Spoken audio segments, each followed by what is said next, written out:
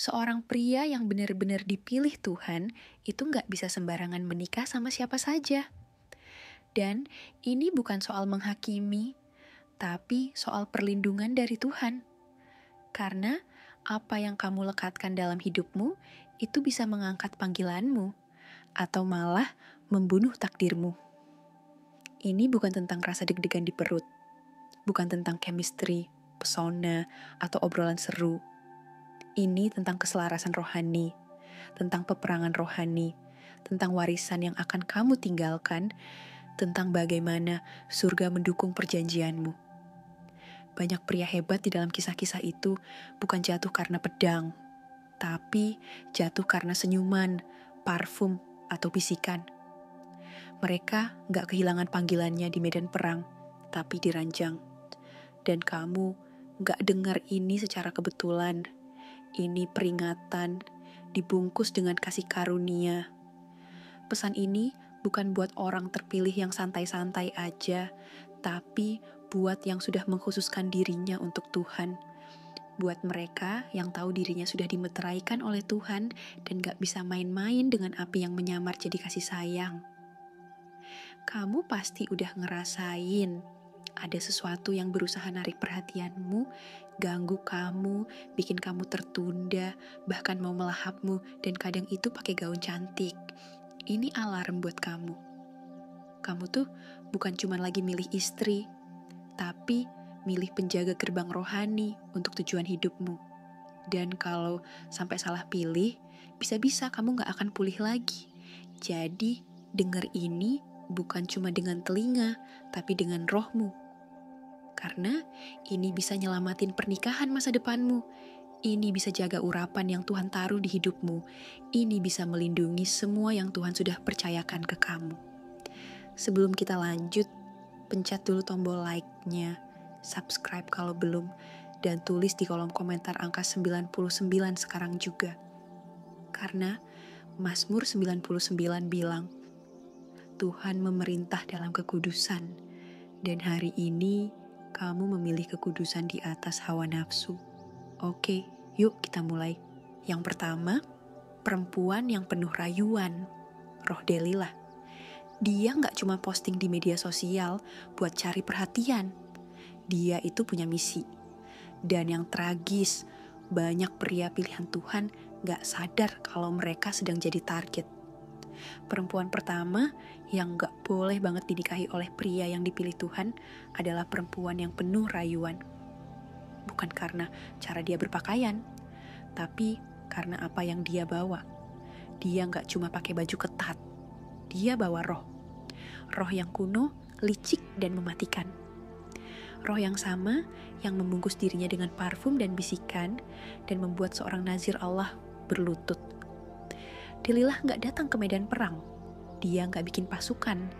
Dia bikin momen. Dan momen itu jadi kehancuran Samson. Dia tersenyum. Dan neraka pun ikut tersenyum.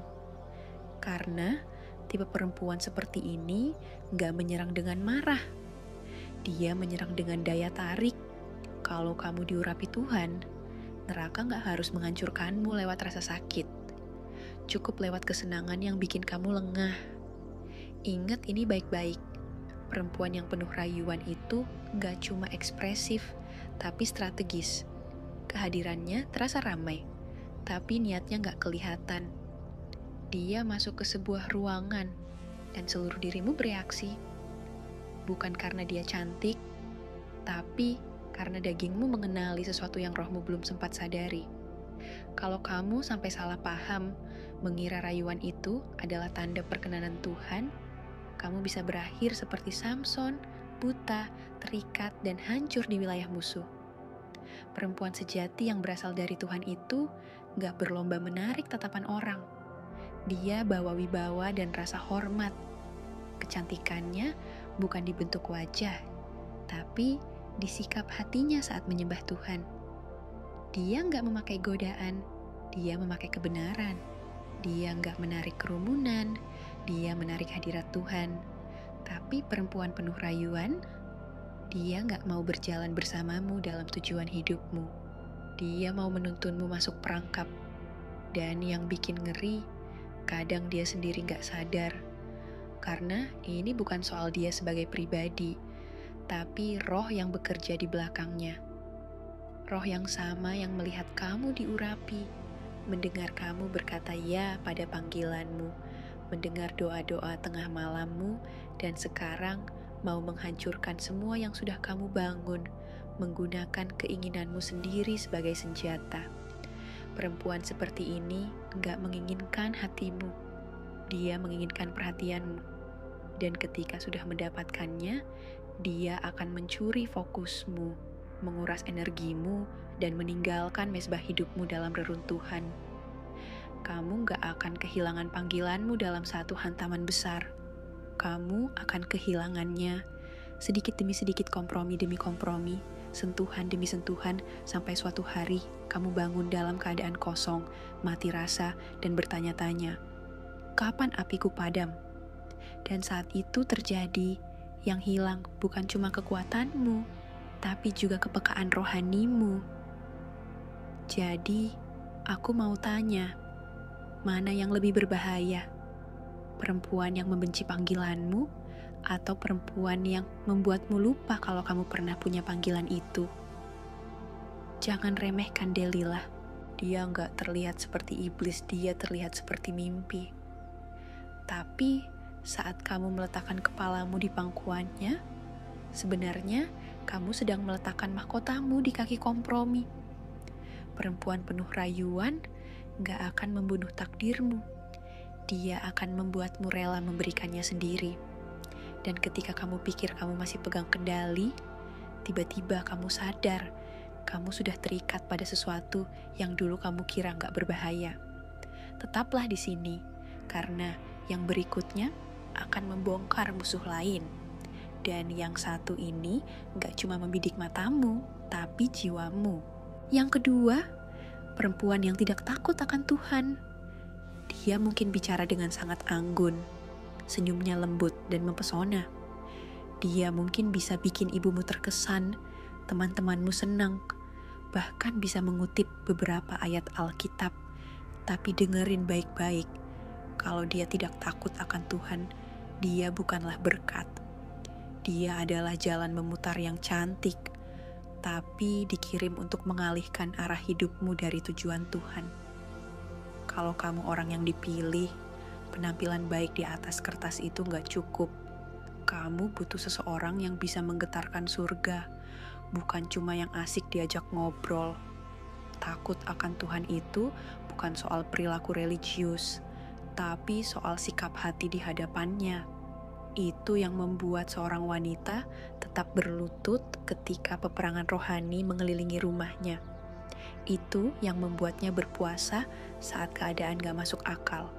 Itu yang membuat dia bicara dengan hati-hati dan bertindak dengan bijaksana, bahkan ketika dunia mendorongnya untuk melakukan sebaliknya. Perempuan yang tidak takut akan Tuhan bisa saja tepuk tangan di gereja, tapi di dunia roh, dia malah berdebat. Dia mungkin dukung mimpimu di depan orang, tapi diam-diam di hatinya merasa iri dengan pengurapanmu. Karena tanpa takut akan Tuhan, gak ada rasa hormat, gak ada keselarasan rohani, gak ada kesepakatan ilahi. Ezra dan Nehemia, waktu mereka meratap soal pernikahan yang salah, itu bukan cuma soal hubungan pribadi mereka meratap, karena adanya keretakan rohani.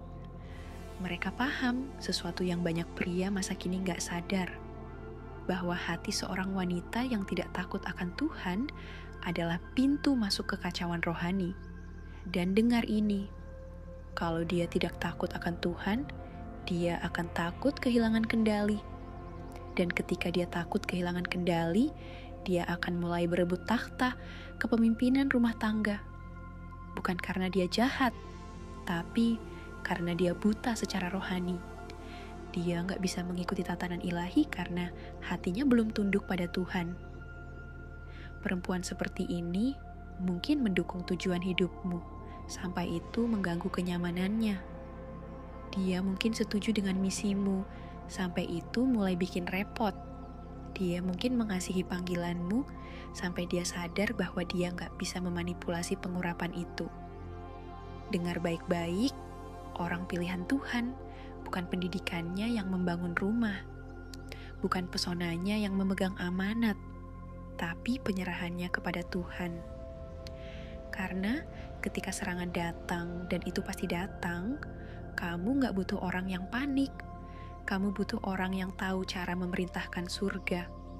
Kamu butuh perempuan yang lebih keras, berbicara dalam bahasa roh daripada berdebat, yang merespons rasa takut dengan penyembahan, yang nggak cuman hadir di gereja, tapi benar-benar berjalan dalam perjanjian dengan Tuhan saat nggak ada yang melihat. Kalau lututnya nggak pernah bertekuk, kalau Alkitabnya berdebu, kalau keputusannya dikendalikan ego, emosi, atau pengaruh dari luar, berarti dia nggak siap berdiri di samping seorang pria yang keberadaannya saja sudah memancing peperangan rohani.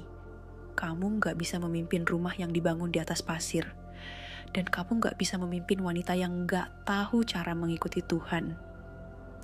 Jadi, tanyakan pada dirimu, kapan terakhir dia mendoakanmu tanpa diminta? Kapan terakhir dia menegurmu dengan firman, bukan dengan nada marah? Kapan terakhir kehadirannya membuat roh-roh jahat gak betah? Karena kalau dia gak takut akan Tuhan, lama-lama dia akan mencoba jadi Tuhanmu. Dan kamu akan mulai mengambil keputusan bukan berdasarkan visi atau ketaatan, tapi sekadar untuk menyenangkan dia, demi menghindari konflik, demi menjaga damai dengan seseorang yang sebenarnya gak pernah berdamai dengan Roh Kudus. Itu bukan kemitraan, itu penjara. Dan kamu tidak diurapi untuk hidup dalam rantai kompromi. Jadi, jujurlah, apakah dia gentar di hadapan Tuhan atau cuma gentar kehilangan status?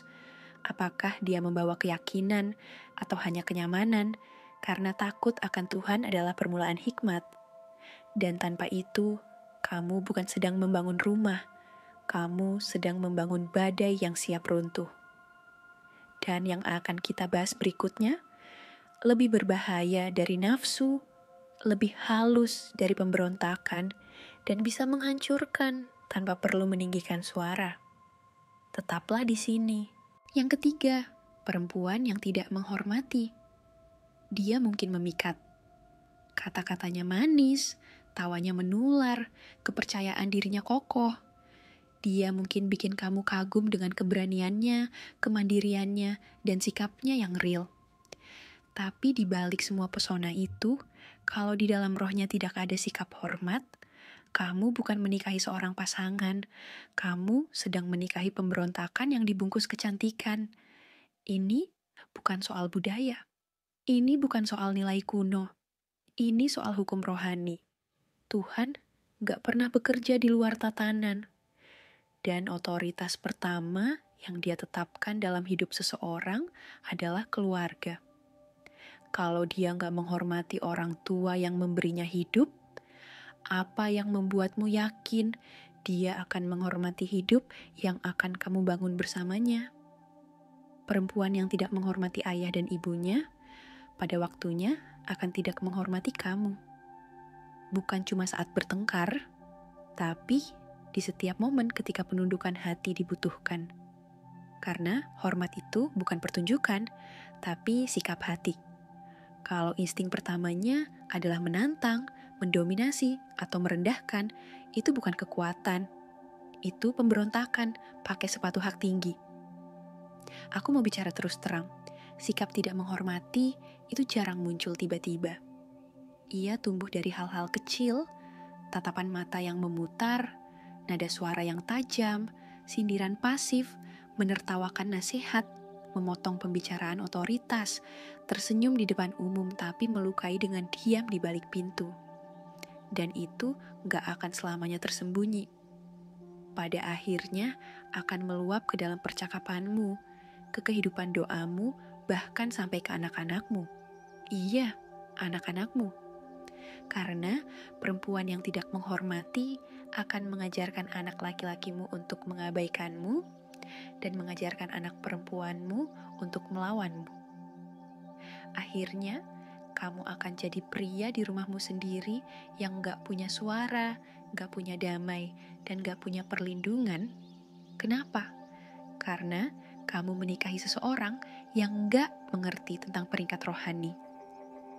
Tuhan menciptakan keluarga sebagai cerminan pemerintahan surga. Kalau gak ada hormat, gak ada perlindungan.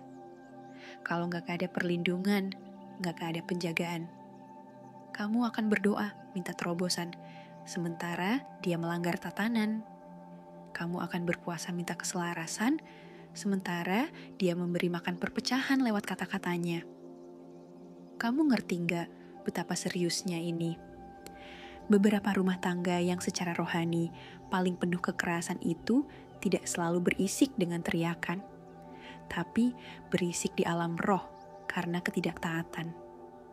Setiap kata yang tidak menghormati adalah retakan di dinding rumahmu. Dan retakan itu enggak cuma membiarkan ketegangan masuk, tapi juga penyiksaan rohani. Roh Kudus menghargai hormat, tapi iblis berkembang di tengah ketidakhormatan. Jadi, kalau kamu memilih perempuan yang menertawakan orang tuanya, mengejek teguran, memutar mata pada hikmat, dan membantah nasihat, kamu bukan menikahi wanita yang kuat. Kamu menikahi seseorang yang belum pernah menundukkan kehendaknya pada hal-hal yang kudus. Lalu, apa yang akan terjadi saat badai menghantam pernikahanmu? Saat kamu butuh kesepakatan, kesatuan, dan damai, dia gak akan membangun bersamamu. Dia akan berdebat dengan tatanan Tuhan. Rumahmu akan terasa seperti ruang sidang, bukan seperti tempat kudus.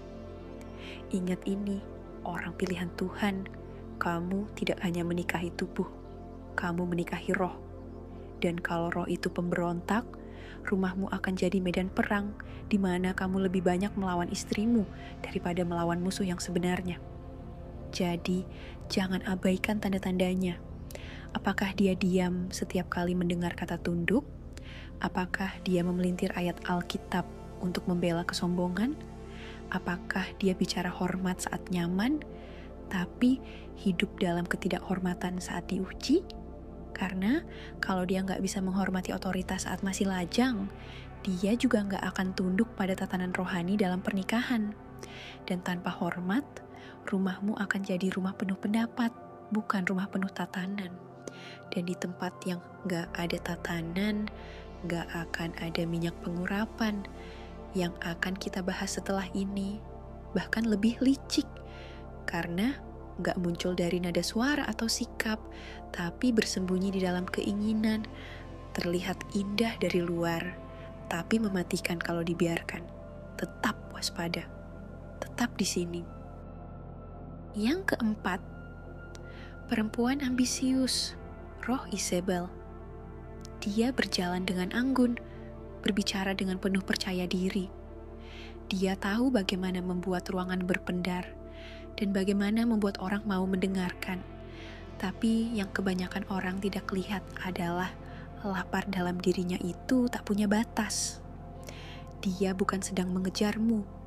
Dia mengejar apa yang bisa dia dapatkan melalui berada di dekatmu. Ini adalah perempuan yang sudah mahir dalam seni berperan. Dia tahu bahasa tentang takdir, tahu bagaimana sikap seorang yang seakan tunduk, tahu bagaimana menampilkan kesan soleh. Tapi jauh di dalam hati, dia tidak mengejar tujuan hidupmu. Dia mengejar panggung yang menempel pada tujuan itu.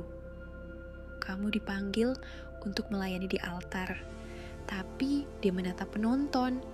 Kamu berdoa minta kebangunan rohani, dia berlatih membangun brand. Kamu memikul mantel pelayanan, dia mencari cara memonetisasi minyak urapan.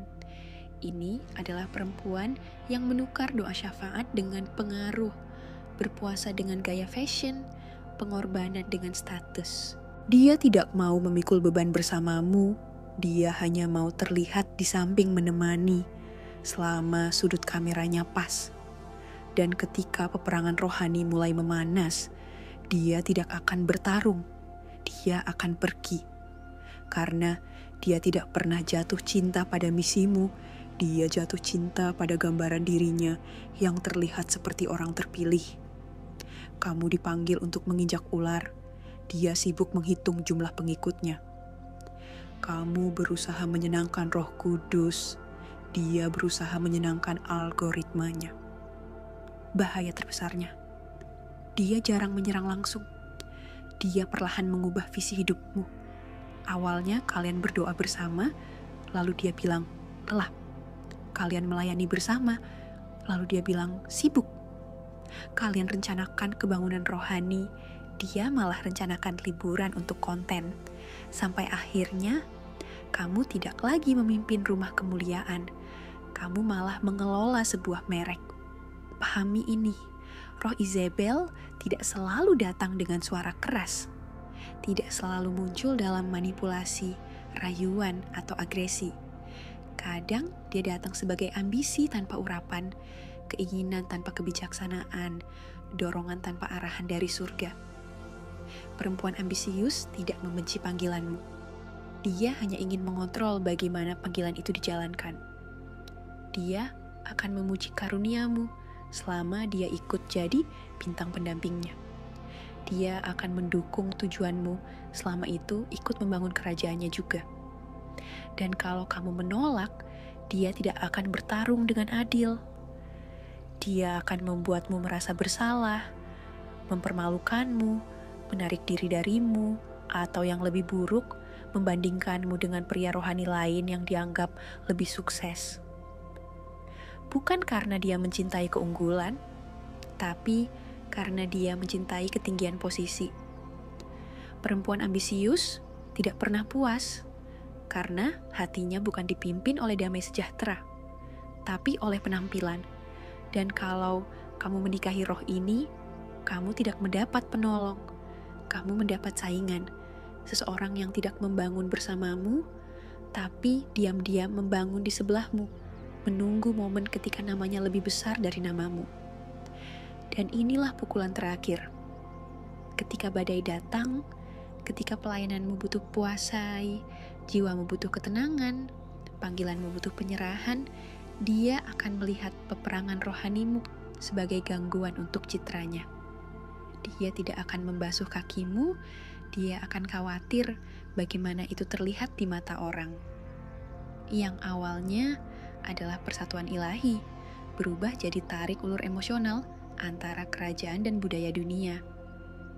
Kamu pikir sedang membangun rumah, tapi sebenarnya kamu membangun berhala. Dan saat kamu berhenti memberi makan berhala itu akan berbalik menyerangmu. Roh Isabel tidak mencari cinta, dia mencari kuasa, dia mencari kendali, dia mencari pengakuan.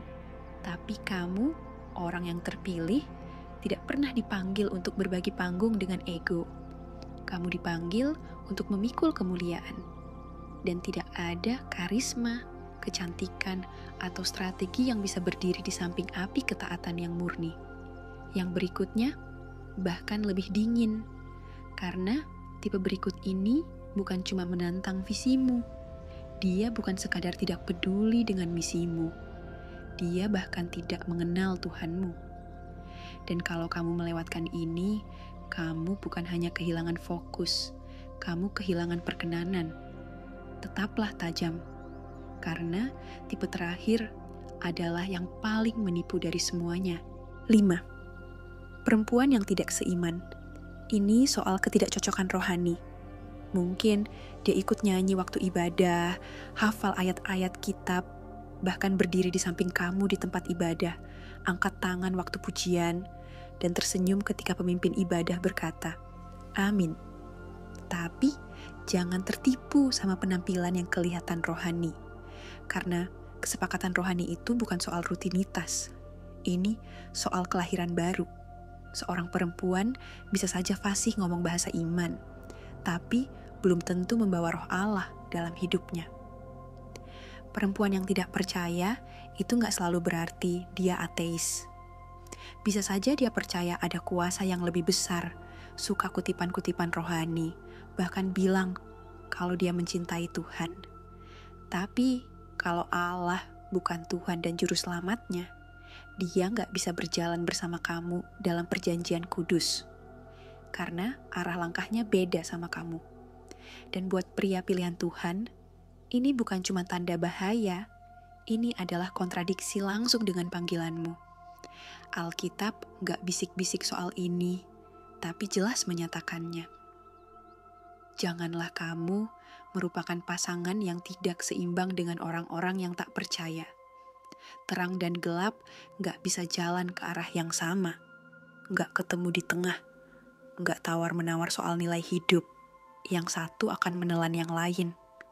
Kalau kamu mengikat diri sama seseorang yang belum lahir baru, kamu membuka pintu jiwa kamu untuk peperangan batin. Karena gini, pernikahan itu bukan liburan, bukan hadiah. Pernikahan itu ladang misi. Dan buat orang yang terpilih, itu tanah yang kudus. Kamu menikah bukan cuma buat foto-foto cantik. Kamu menikah untuk membangun mezbah. Dan gimana kamu mau membangun mezbah sama orang yang bahkan gak percaya kalau api di mezbah itu penting? Kamu mau puasa, dia maunya brunch. Kamu merasa digerakkan untuk memberi, dia sibuk mikirin angka di rekening. Kamu mau melayani, dia nanya, untungnya buat kita apa? Itu bukan cuma gesekan, itu sabotase rohani. Karena setiap kali kamu melangkah ke arah kerajaan Tuhan, dia akan merasa kamu menjauh darinya. Bukan karena dia gak percaya diri, tapi karena dia terputus dari sumber yang sama dengan kamu. Dia gak bisa merayakan apimu, karena dia gak pernah mengalaminya. Dia gak bisa mendukung panggilanmu, karena itu bikin dia gak nyaman. Dia gak bisa berdoa bareng kamu, karena dia gak ngerti apa itu berperang dalam roh. Dan nanti kamu mulai mengalah. Bukan karena mau, tapi karena damai sama dia mulai terasa lebih penting daripada damai sama Tuhan. Doa jadi dipersingkat, ketaatan ditunda, keyakinan dipelankan. Bukan karena imannya hilang, tapi karena ikatan yang gak seimbang ini pelan-pelan menggeser prioritasmu. Dan yang bikin ngeri, ini terjadinya pelan-pelan. Kamu masih posting ayat di media sosial, kamu masih datang ke gereja. Tapi di balik pintu tertutup, jiwamu berperang sendiri karena kamu sedang mencoba membangun sesuatu yang kekal sama orang yang hidupnya cuma buat yang sementara. Perempuan yang gak berjalan bersama Allah gak akan bisa berjalan seiring denganmu. Bukan dalam keselarasan, bukan dalam kesepakatan, dan bukan dalam tujuan rohani. Karena istrimu nanti bukan cuma pasangan hidup, dia akan jadi gema suaramu di alam roh. Kalau suaranya gak menggema dari surga, rumahmu akan dipenuhi kebingungan dan pertentangan.